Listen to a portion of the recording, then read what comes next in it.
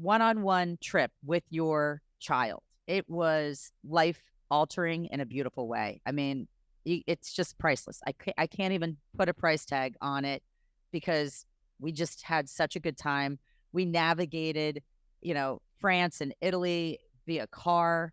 We had such hysterical moments, but it was really a beautiful way for us to celebrate the end of one milestone, teeing her up for the next. So yeah, here we are. We're going to get talking about that crazy holiday season that we're in. And we're not talking about Christmas right now. We are talking about pomp and circumstances of graduations, of proms, all things pre-summer that gets everybody jazzed up and ready to finish out school and maybe start a new chapter of their life. So we have a couple of people that in our group here that have high school graduations. I've had a college grad. So we want to talk about all things graduations from college, maybe down to the kindergarten or preschool graduation. So let's go ahead and kick it off. Darian, I think you had some things you wanted to say about this topic. Oh, well, I was saying that my niece, Far, you're in deep with all my nieces and nephews, college graduations. We had high school graduations. We've had kindergarten graduations. So we've run the gamut.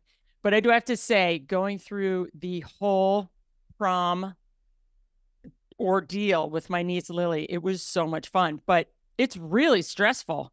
I went to a ski racing academy where we didn't have a prom. We had just, okay, you graduated. My prom was my cousin Tyler went to every single prom there was, junior prom, senior prom. As a freshman, she was invited to all of them. So here's the girl from Montclair, New Jersey that wants to hang out with my cousin Ty. And she's like, I have a date for you. I'm like, to the prom? Yeah, I have a date for you. His name is John. I won't mention his last name. I'm like, oh my God, I'm so nervous. Because, I kind of was a little lame. I never knew if a guy liked me unless he got in my face, squeezed my neck and said, will you go out with me? I'm like, oh, I will, but my brothers might beat you up. But that's another topic. So we have this prom and I get my dress and here comes the limo. We're at my cousin Tyler's house and here comes the limo with John and Moose was there and a few other people. And he gets out in this baby blue powdered tuxedo. I kid you not, with giant ruffles on his shirt. And I looked, I was like, Tyler, are you fucking kidding me? Are you serious? And she's like, oh my God, isn't he great? I'm looking at him like, did I lose a bet? But whatever, I was going to the party. And it was just this whole event because coming up to it, I was so nervous. I didn't know what to wear. And, oh, you have to match, get a something blue on you because he's wearing blue. I'm like, what is this guy wearing that's going to be baby blue? You know what I mean? The outfits You're matching him. That's the amazing thing. He got out. I was like, ah. I mean, that was my own personal experience. But I did get to the prom with him. Super nice guy. Went left, started breakdancing on stage with all these other people. And then I don't think I ever saw him again. So that was my first prom experience. But yeah, now I'm just helping nieces and cousins and it's a whole thing for sure. Well, I feel like the prom is always a really big thing, but I feel like it's gone completely next level when we talk about prom. I mean, back in the day, I feel like everybody had the opportunity to get a limo, but not everybody did because financially that was a huge burden. But, and the dresses and matching and the boutonnieres, that stayed pretty standard. But let's talk about the promposals. I mean, it has gotten next level, engagement style, activity where people are trying to come up and be more creative. I recently saw a post on one of the Instagrams, I feel like, and it was somebody rented a U-Haul and it was they changed the whole U-Haul to be this whole big thing. It's like, will you haul me to the prom? And it was that's pretty cool. And it was really, but they rented a U-Haul truck. I mean, I think it's gone next level. And I think it's not just the promposal, and I don't have girls. I can only live vicariously through Farley and my other friends with girls. But I mean, from the hair to the nails to the different dresses to claiming the dress. What about claiming the dress, Far? I mean, that's a crazy thing. Everybody says I get the dress and then nobody else can have the dress. Well, they create a Pinterest, there's an account. My girls have an account, even an Instagram account where if you go on with the dress that you want to buy or that you've purchased, no one else can claim it.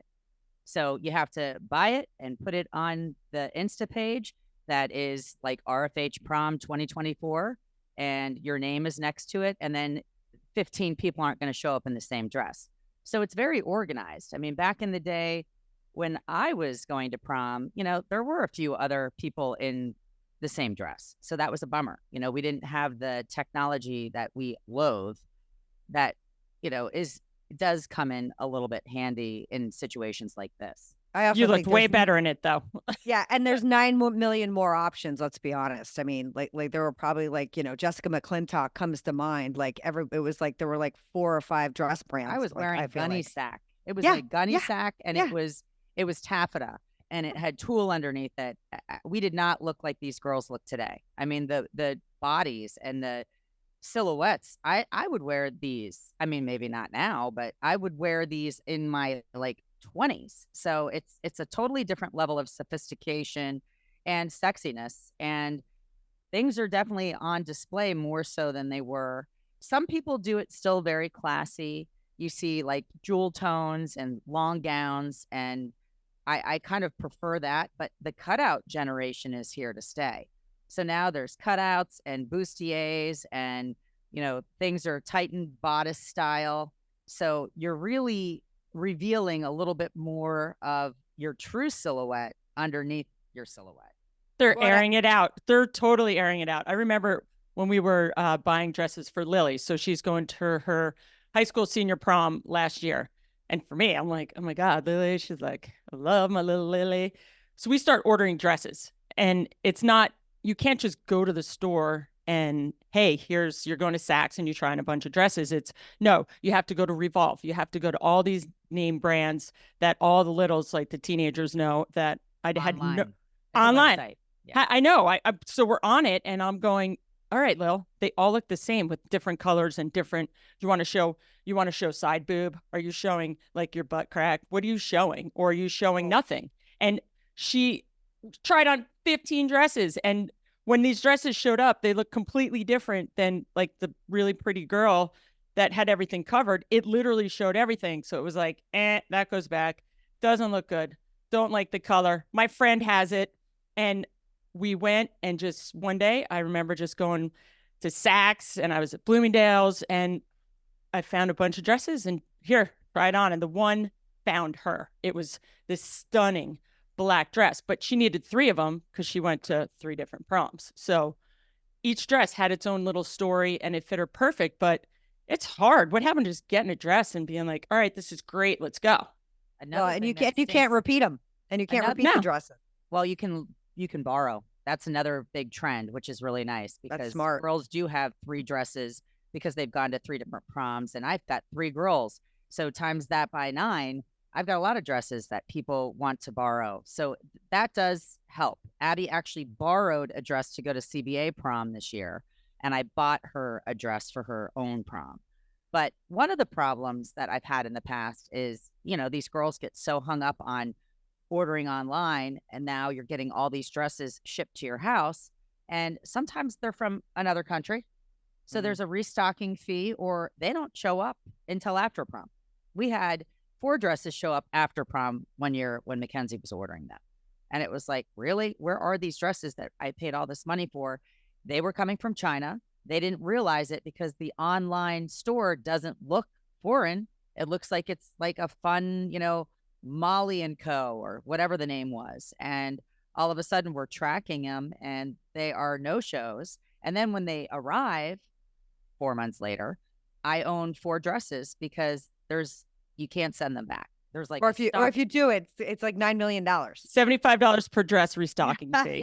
Yeah, it's like you get $3 back. So it is a business. Prom is a business, and the after prom is a business. Like my kids go to Seaside Heights, and they rent houses, and there are themes for every night of the after prom fiestas. So now you're wardrobing because there's like a après, or there's hose Great party, like whatever, hose and bros. I mean, there's always some type of a after fest. And I had to lock down my Amazon account because every time I turned around, I was getting like multiple things sent to me. And I'm like, who is ordering 24/7 on Amazon? Well, when it's so available, readily available, you can accessorize for any occasion, lickety split within 24 hours. So Abby had 3 theme parties, 3, and one was rave, one was all American.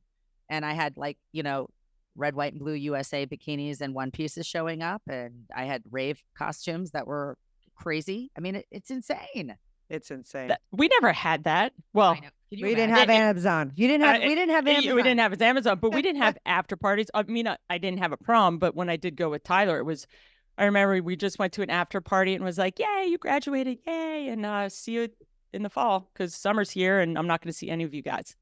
So well, it's because of merchandising, and it's literally because of Amazon. I mean, if you asked people to do that kind of stuff back in our day, I mean, there were only a few of us, and I would have been one of them, that would have been able to accessorize and figure it out. And I would have gone to like, Joann's Fabric and figured it out. But now everybody just has to, like you said, click a button. So everybody can merchandise. Everybody can buy something because that's really what the game is. Let's be honest. But when it comes to that, I'll say this to our listeners.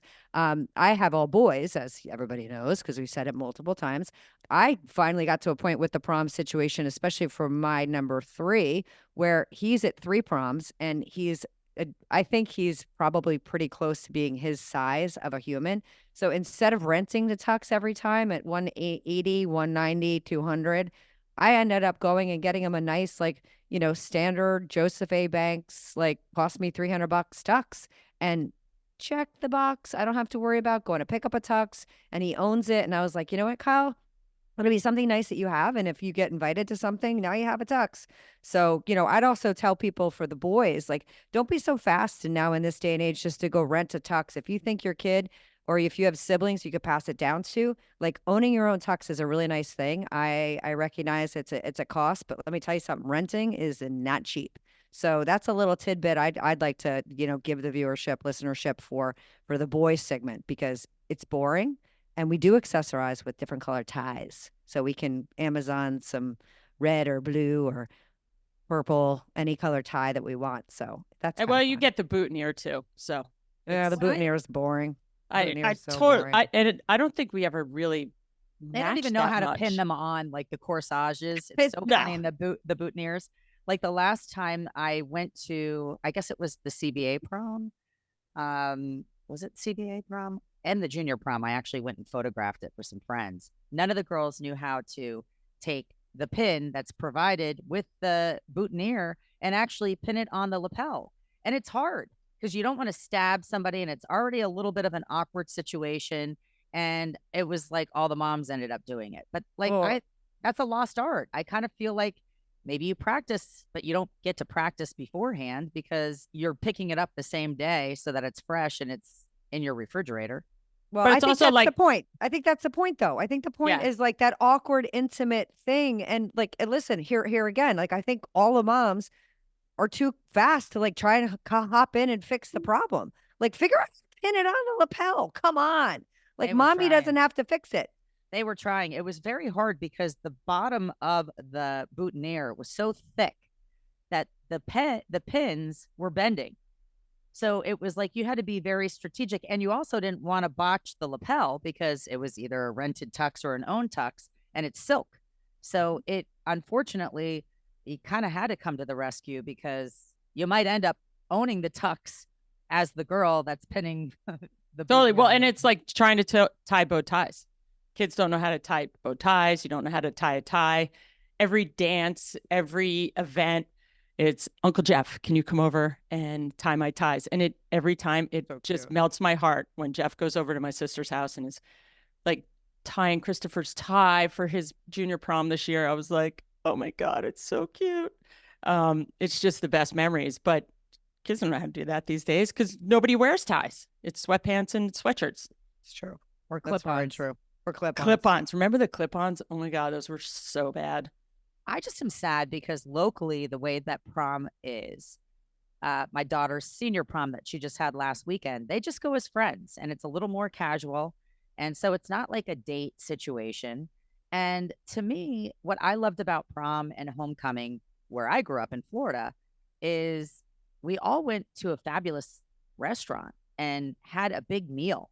So it was exciting because you would get picked up, by whatever means of vehicle transportation, if it was a limo, if it was whatever, and you would go with a group of people to a fancy schmancy restaurant and you would eat and feel really, regal, because it's not something that you do all the time. I mean, now this generation, everybody eats out all the time. I mean, eating out back when I was growing up was like a special occasion. So we would go to a fancy restaurant, special occasion, and then we would go to the prom and take pictures. I don't even see like the picture booths at the prom, where you have like the theme of the prom, like groovy kind of love was our senior prom. And the whole vibe and the song, made the prom. And you get a picture with like the balloon, arch, and it just was like the color scheme of the prom. Everybody knew it was like pink and baby blue and white. And then after the prom, you would go to a fun party, but somebody would also host after prom where you could go and get pancakes and breakfast. Like they would serve like a breakfast at somebody's house, which was also nice, instead of just going and just raging and not coming home for 48 hours. Yeah, that's crazy. My mom would never let me do that. Never less. Oh, hey, thank you. I just graduated high school. I'm going to go to stay in Seaside for like 3 days with my friends and air it out. She'd be looking at me like, you lost your mind? There's no way back in the day. But now it's just part of what it is. But back in the day, never. Now it's all of us saying, hell no, I'm not going on the lease. I'm not renting it as a parent. Who wants that responsibility? A whole crew of people, they go up every year skiing. And the kids that are seniors, it's a rite of passage for them to have a rental home that is just kids. And it's terrifying. This year we actually had no drama, which is amazing. But in the past, you're holding your breath. You're like, oh my gosh. But it's tradition. So how do you like suddenly be the year that doesn't do the tradition rite of passage rental to a party weekend? Yikes. Yeah, I'm out on that. Don't put my name on that, please. I don't want that. Oh, I can't wait to see what happens when Dee Dee is ready and she's organized the whole trip. Are you kidding? Of course she is. She's like, well, my mom and dad, we could just have it at the house because they're not going to be able to, they won't hear anything. They're upstairs, because they're so old.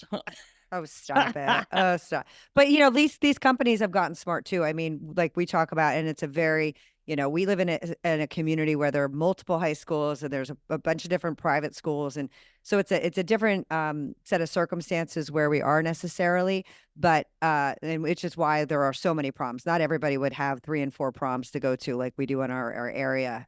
We have 2 high schools here. a mile apart. Yeah. So, and multiple girls and all boys and all girls schools and private schools.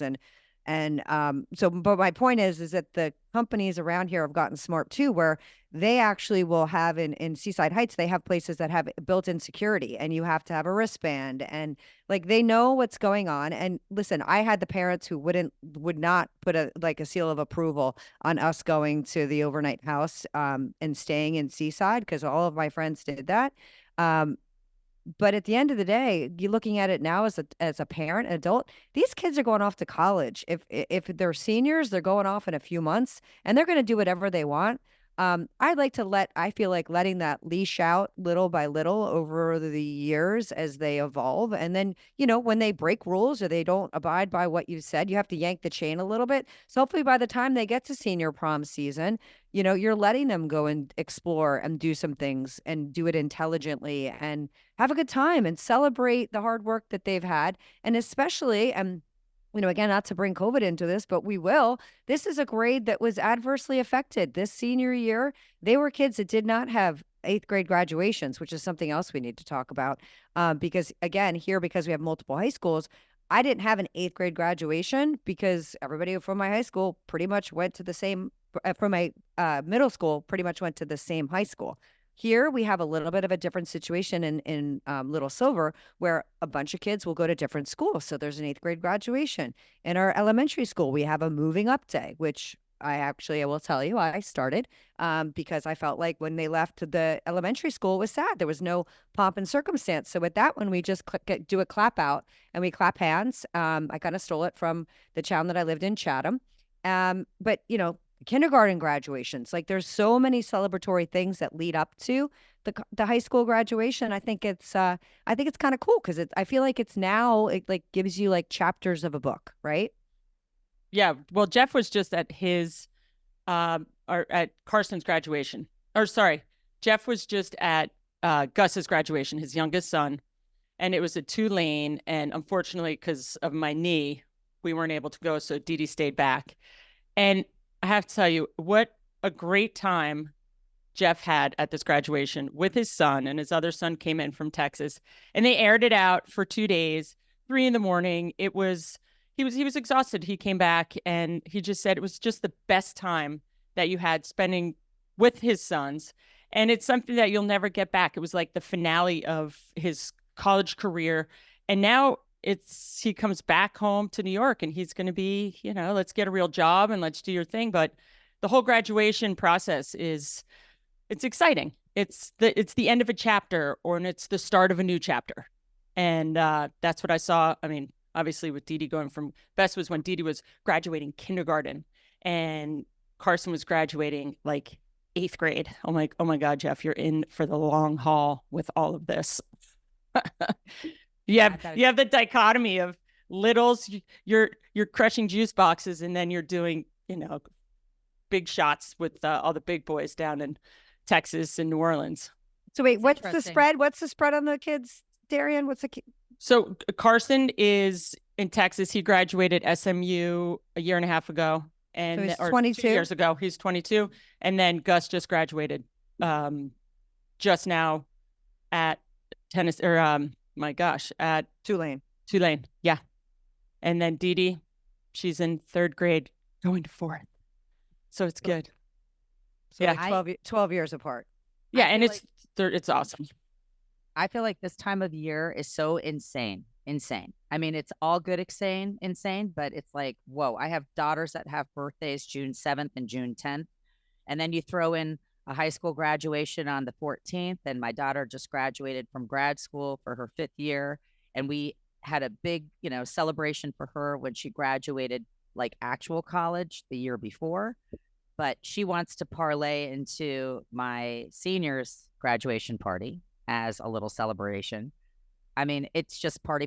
And it's exhausting. Like high school graduation is exhausting because everybody has a graduation party. And for the most part, the parents are invited. So you are looking at a whole entire month with big time parties every night of the week.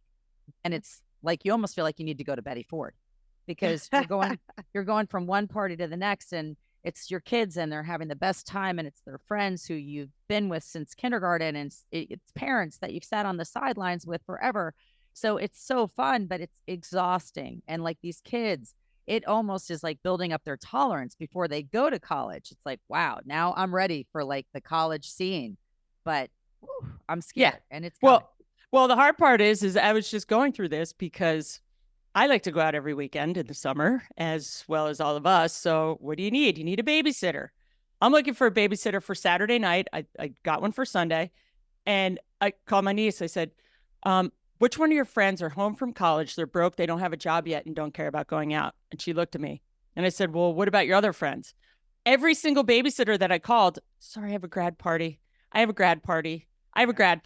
So I farmed out one at the ice cream shop who's a 7th grader. I said, your mom has to drop you. I can pick you up, but your mom has to pick you up at whenever. And what's your curfew? Because all my babysitters have grad parties. So every single one just got cut off of my list because they will not be free until next summer when they're broke and they need $120 every Saturday when they babysit.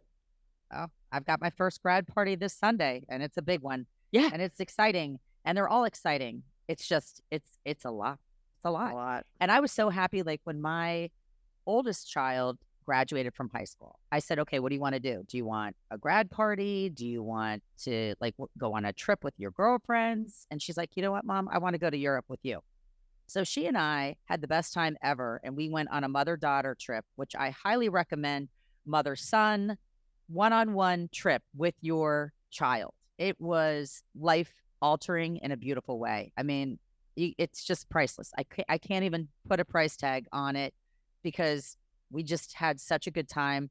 We navigated, France and Italy via car.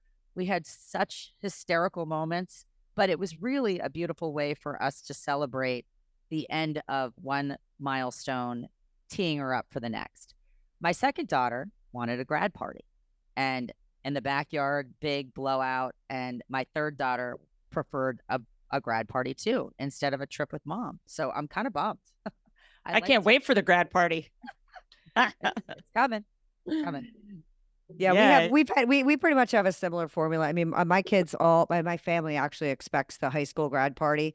So all of my kids have had pretty much, it's like cha-chink, cha-chink, cha-chink, the same, planning the third of 3 high school grad parties. But when my oldest son graduated from college, again, it was during COVID, and we rented a house up in Rhode Island with the immediate family. And I will recommend that highly. I mean, that was 24 of us. It was, my side of the family, my husband's side of the family.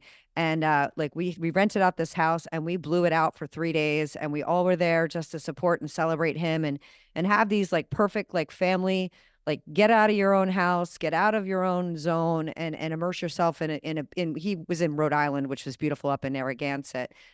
So it was a really, really great backdrop. So, I think, to Farley's point, just making the time and enjoying and immersing yourself in whatever it is, a trip, some time with a family, a grad party, and really just taking a moment and taking some pause to, earmark that time of life and just celebrate that time of life. Because, we all know it goes so quickly, and we all want them to enjoy it completely. So, I mean, I love this time of year. And I love the fact that, there's just like all this anticipation about what's coming next and who's leaving when, and, what we're doing for the summer, and and Farley and I were talking about with Mac, her oldest, who came up, like she left Florida and like had all these like little celebratory moments, and watching the kids do that. Like one thing that we do, because we live coastal New Jersey, is the kids will get up and it's like senior sunrise, and they all organize a day to go to the beach and they watch the sunrise as a group. And that's really special. And I love the simplicity of that too,